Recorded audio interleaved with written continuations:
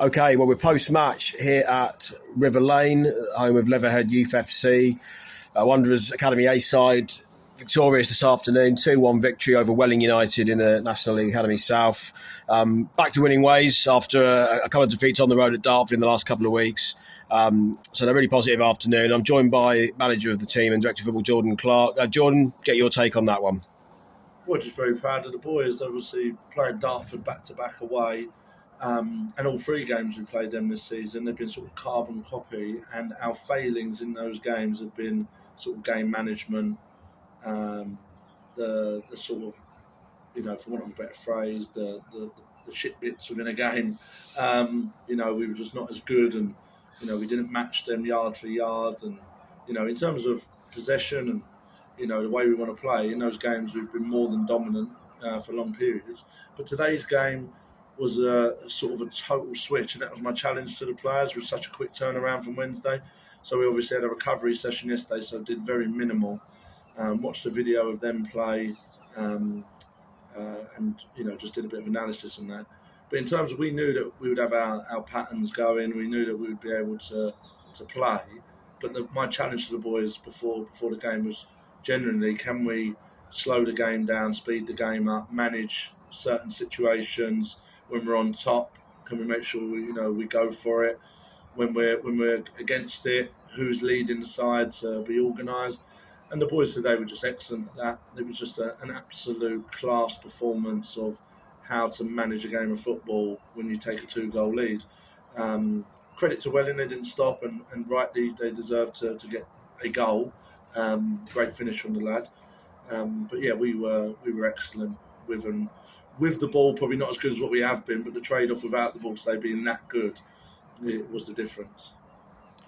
Yeah, absolutely. And we had to make a couple of changes today. Had Luke Bedgersville, who got the first goal for us very early on in the game, coming in for his first start. Obviously, a lad who's played a lot of the season for Josh in the Alliance B team. And the skipper, Luke Roberts, he had to do a job at centre-half today. So, two really good performances from those guys in particular. Yeah, so pleased for both Lukes, because obviously Luke Bedge obviously been promoted from the B team, and he flirted with it during pre-season. And we just felt that he needed to get a few more minutes and experience as a first year.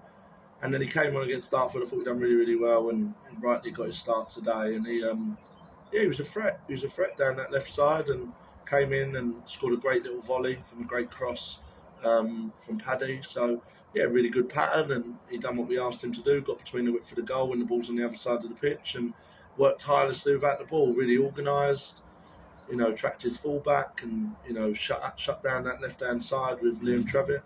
So, no, really, really pleased. Really, really pleased there. And obviously Luke Roberts, skipper, we turn up today and Cade is literally couldn't be any more ill. So credit to the lad to even try.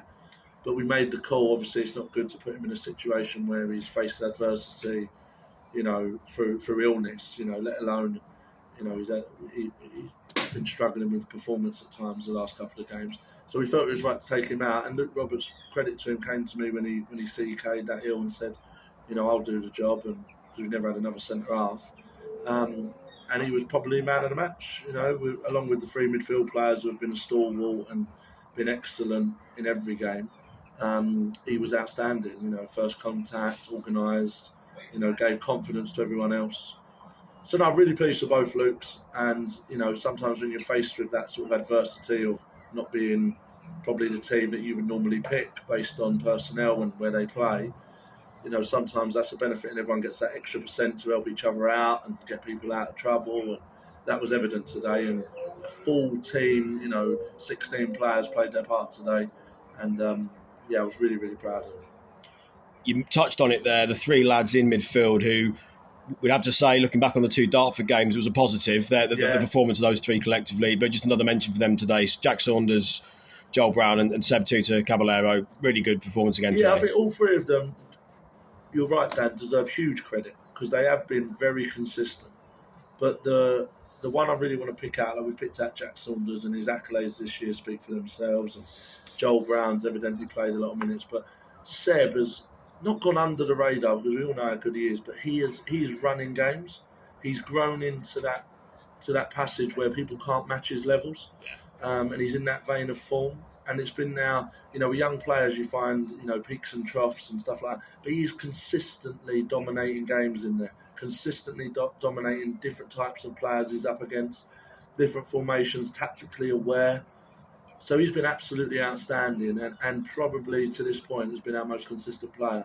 And he's probably played the most as well, with obviously other players having other commitments. So he's really taken that leadership role with his performances, and I'm very excited to see. I think he's probably, we've got loads of promising young talents, but I think he's up there with one of the best talents we've ever had.